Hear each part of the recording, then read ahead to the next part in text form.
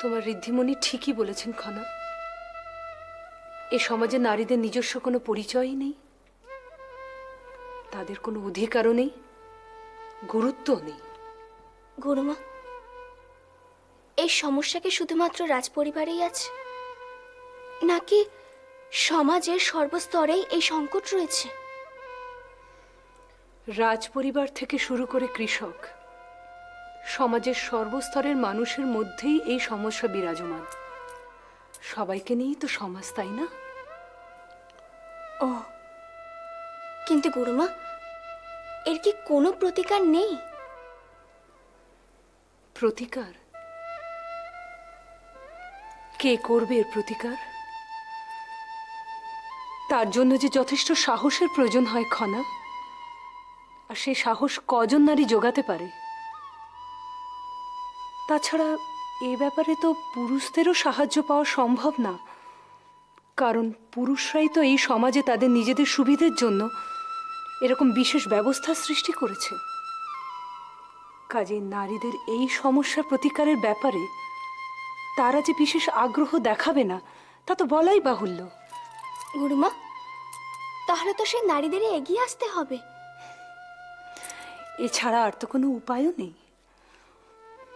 নারীদের নিজেদের অধিকার ও সম্মান তাদের নিজেদেরই আদায় করে নিতে হবে।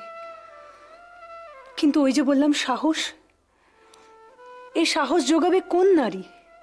আমি ঋদ্ধিমণিকে কথা দিয়েছি গুরুমা, সমাজে আমি একটা নিজস্ব পরিচিতি করবই। কিন্তু তার জন্য তোমাকে প্রবল সংগ্রামের মধ্যে দিয়ে যেতে হবে,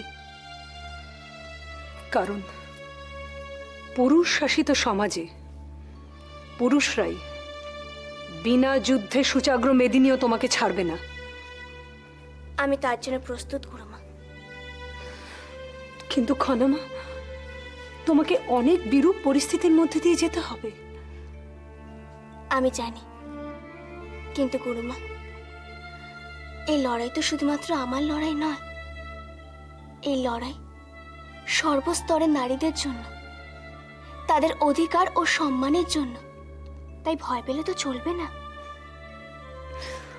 খনামা, তোমার এই আত্মবিশ্বাসের সাহস দেখে আমি অত্যন্ত আনন্দিত হচ্ছি। আমি নিশ্চিত তুমি বিজয়ী হবেই। গুরুমা, আপনার কাছে একটা অনুরোধ আছে আমার। কি অনুরোধ? আপনি তো জানেন গুরুমা, আমি কত কষ্টে এই বিদ্যা লাভের অধিকার পেয়েছি। আমি এই অধিকারকে হারাতে চাই না গুরুমা। হারাবে কেন? হঠাৎ করে কোনো বিবাহের সম্বন্ধ আসতে পারে আমার, হঠাৎ আমার বিবাহ হয়ে যেতে পারে, তাহলে তো আমি আর বিদ্যা লাভ করতে পারবো না গুরুমা। গুরুমা, অনেক কষ্টে এই মুক্ত বাতাসে শ্বাস নেবার সুযোগ পেয়েছি আমি। আমি আবার নতুন করে শ্বাসরোধ হয়ে মরতে চাই না। খনামা, তাই গুরুমা, এটা আপনার কাছে আমার অনুরোধ।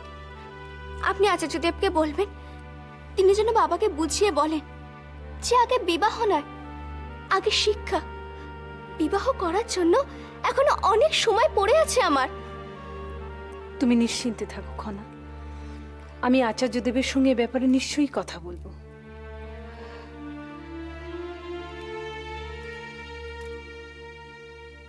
ওনার আসার সংবাদটা পেয়ে আমি তো প্রথমে খুবই অবাক হয়েছিলাম। আমিও। কাউকে কিছু না জানিয়ে এভাবে আসাটা সত্যিই অবাক করার মতোই ঘটনা। তা এসে উনি ভালোই করেছেন। দেশে যা হচ্ছে সেটা তো ওনারও জানা দরকার। তার থেকেও বেশি দরকার মহারাজ অনুরাধাপুরমের বাইরে যাওয়ার আগে আমাদের যে দায়িত্ব দিয়ে গেছেন সেটা যথাযথ পালন করা। কি দায়িত্ব প্রধানমন্ত্রী মশাই? উনি বলে গেছেন কন্যিমার সম্মানে একটা সভার আয়োজন করতে। ও তাই নাকি? তা সেরকম একটা হলে তো ভালোই হয়। জয়দ্রথ, আসুন আসুন কন্যিমা আসুন। উপদেশ্য কোথায়?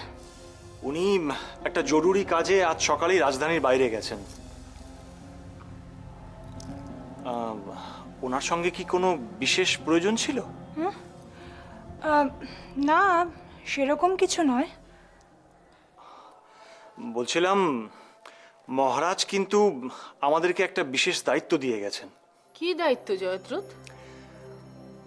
কর্ণিমা তো এখানে আসার আগে আমাদের কিছু না জানিয়েই চলে এসেছেন, তাই ওনাকে রাজকীয় অভ্যর্থনা জানানো সম্ভব হয়নি।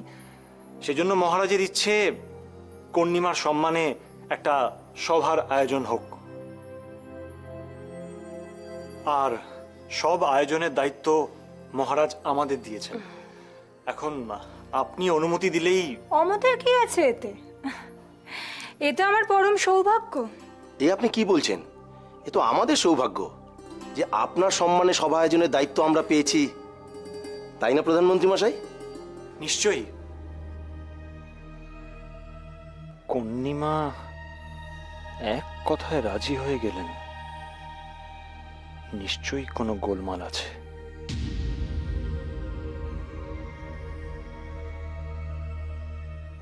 কি ভাবছো জয়দ্রথ? না না, ভাবছিলাম রাজৌদি প্রাসাদ ত্যাগের পর প্রাসাদে যে শূন্যতা সৃষ্টি হয়েছে, সেই শূন্যতা কর্ণিমা বেশ ভালোই পূরণ করেছেন। কেউ কার শূন্যস্থান পূরণ করতে পারে না জয়দ্রথ। এটা টিচটারও বোঝা উচিত ছিল। তার এইভাবে চলে যাওয়াটা মোটেও উচিত কাজ হয়নি। আসলে কর্ণিমা, বিগত কয়েকদিনে এমন অনেক ঘটনাই সিঙ্গলে ঘটেছে যা ঘটা একেবারেই উচিত হয়নি। জানি, আমি সব শুনেছি। মোহন আমার এইভাবে তার দাদার বিরুদ্ধে যাওয়াটা মোটেও উচিত কাজ হয়নি। ছি ছি ছি, লজ্জায় আমার মাথা হেট হয়ে যাচ্ছে। যাকে কোলে পিঠে করে মানুষ করলাম, আজ তার এত দূর অধঃপতন। মহারাজ কিন্তু যথেষ্ট উদারতার পরিচয় দেখিয়েছেন। তিনি কুমারকে সংশোধনের একটা সুযোগ দিয়েছেন, আর এ তো একরকম ক্ষমাই, তাই না? উপতিষ্য মহানামাকে ক্ষমা করলেও মহানামাকে আমার কাছে জবাবদিহি করতেই হবে তার এই নিজ কাজের জন্য। কোথায় যাচ্ছ? মহানামার কাছে তার উত্তরের দাবি করতে।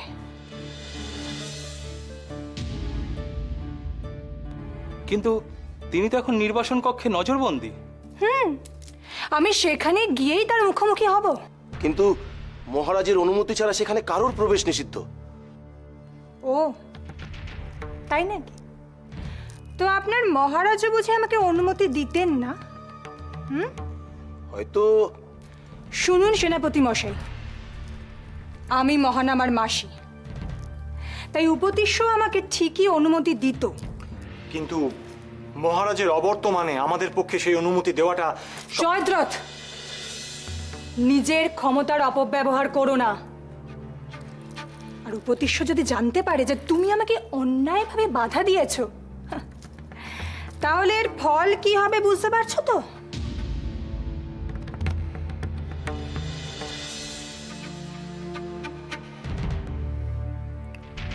বেশ, আপনি দেখা করতে যেতে পারেন, তবে বেশিক্ষণ নয়। ধন্যবাদ জয়দ্রথ। এসো দিদি।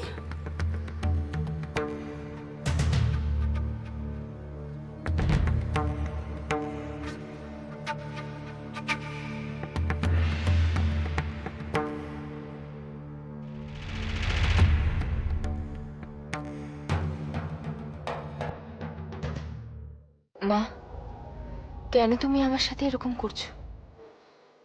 কেন আমাকে এতটা কষ্ট দিচ্ছ? কি দোষ করেছি আমি?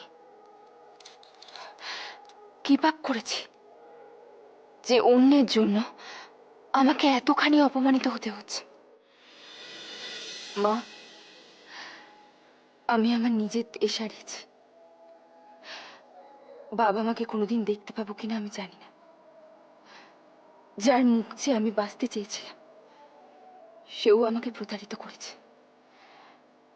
মা, আমার ভাগ্যে কি স্বামী সুখ, সন্তান সুখ কিচ্ছু লেখা নেই? কেন আমাকে এইভাবে যন্ত্রণা পেতে হচ্ছে মা? তুমি কি বুঝতে পারছো না আমি কতখানি একা? কেন এত কষ্ট পেতে হচ্ছে মা? কার দোষে?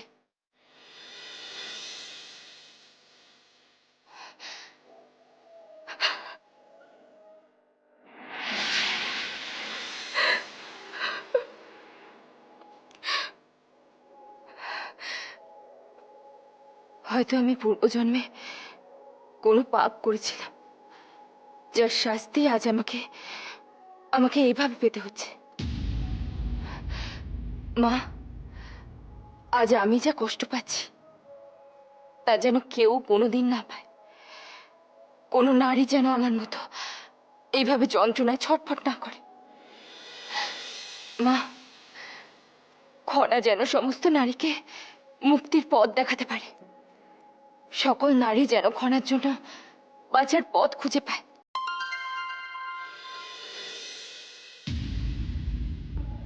সম্মান পায়, নিজস্ব পরিচিতি পায়। খনাকে শক্তি দাও মা, শক্তি দাও। যার ভাগ্যের চাবি আমার হাতে, সে কি করে অন্যকে পথ দেখাবে দিদি? পারবে না, কিছুতেই পারবে না। আমি পারতে দেবও না। প্রথমে পথের কাটা খনাকে সরিয়ে ফেলবো, আর তারপরে এই প্রাসাদে আমি রাজত্ব করব। কিন্তু বোন, খনা কি এত সহজে তা মেনে নেবে? কথা দিলে ওর কপালে অশেষ দুঃখ আছে।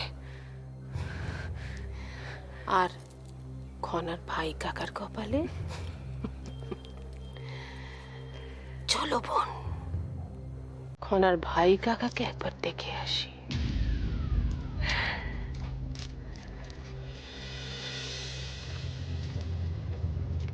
মা, সবাই আমাকে সন্তানহীনা বলে অপমান করছে, যা নয় তাই বলছে। কিন্তু তুমি তো জানো যে দোষটা আমার নয়। কার জন্য আজ আমার এই অবস্থা? সমস্ত দোষ আমি আমার ঘাড়ে নিয়ে স্ত্রীর কর্তব্যই করেছিলাম, কিন্তু সেই কর্তব্য আজ আমার ঘাড়ে বোঝা হয়ে দাঁড়িয়েছে। মা, কেউ কি কোনোদিন জানতে পারবে না যে আমার কোনো দোষ নেই? আমি কি কোনোদিন আমার সম্মান ফিরে পাবো না?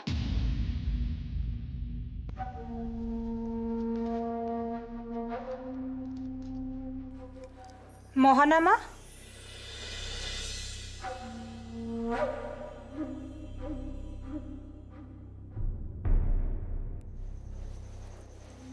ত্রিজটা এত করে ডাকলো, আমি কি না এসে থাকতে পারি? অথচ আপনাকে যে ডাকলো তার সাথে আপনার দেখা হলো না। আমিও শুনে খুবই অবাক হয়েছি। তাকে এইভাবে অপমানিত হয়ে প্রাসাদ ত্যাগ করতে হবে, এই কথা তো আমি স্বপ্নেও ভাবতে পারিনি। আমিও কখনো ভাবিনি। আরে বেচারি। মহানামা, আমি জানি, তোমার অবস্থাও বুঝতে পারছি। তুই প্রথম থেকেই তো বড্ড কোণঠাস হয়ে পড়েছিলে, আর সেখানে এখন ত্রিজটা চলে যাওয়ার পর তুমি তো আরো অনেক বেশি একা, অনেক বেশি কোণঠাস হয়ে পড়েছো।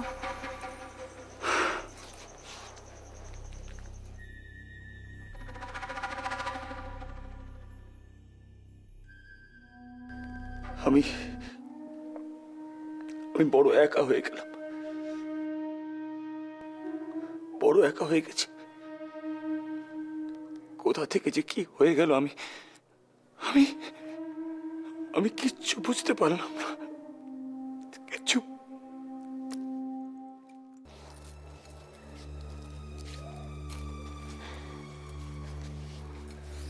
দেখো আভেরি, দেখো এই মানুষটার অবস্থা দেখো। একে কে সামলাবে বলো তো? কেন? ওর স্ত্রী তো আছেন। আভেরি, তুমি তো সব শুনেছ, তোমাকে তো সবই বলেছি, তারপরেও তার কাছ থেকে তুমি আশা করছো?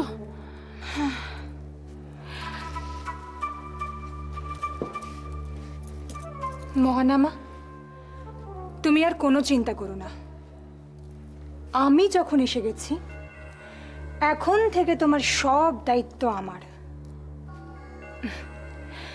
এখন থেকে তুমি আমার নজরে থাকবে, আর আমি এটাও দেখব কে তোমাকে তার নিজের স্বার্থে ব্যবহার করে। যাক, এতদিনে আমি নিশ্চিন্ত হলাম। আপনাকে যে কি বলে ধন্যবাদ জানাবো আমি। ধন্যবাদ কিসের মহানামা? মাসি হয় তোমার জন্য আমি এটুকুনো করতে পারবো না? দেখো মহানামা, দেখো বিপদের দিনে তোমার পাশের লোকেরাই কাছে এসে দাঁড়ালো।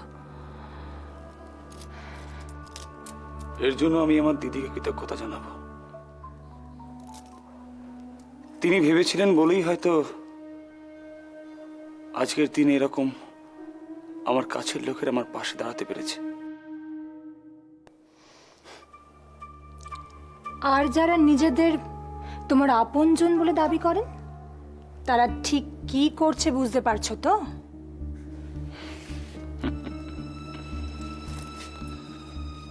তারা আমাকে এই গৃহবন্দী অবস্থায় দেখে উৎসব করছে, আনন্দ করছে, আর নিজেদের ভবিষ্যৎটা গুছিয়ে নেবার চেষ্টা করছে। মহানামা, তাদের কিন্তু আর নিশ্চিন্তে থাকতে দেওয়া যাবে না। দেবও না। আমি এক হাতে ত্রিজটাকে তাড়াবার শোধ নেব, আর অন্য হাতে তোমাকে কষ্ট দেবার। তবে হ্যাঁ মহানামা, তোমাকেও কিন্তু আমার প্রতিটি কথা মেনে চলতে হবে, প্রতিটি কথা অক্ষরে অক্ষরে পালন করতে হবে। আর তা যদি তুমি করতে পারো, তবে শুধু মুক্তিই নয়, অবিলম্বে এই সিংহলের সিংহাসনটাও তোমার প্রাপ্য হবে।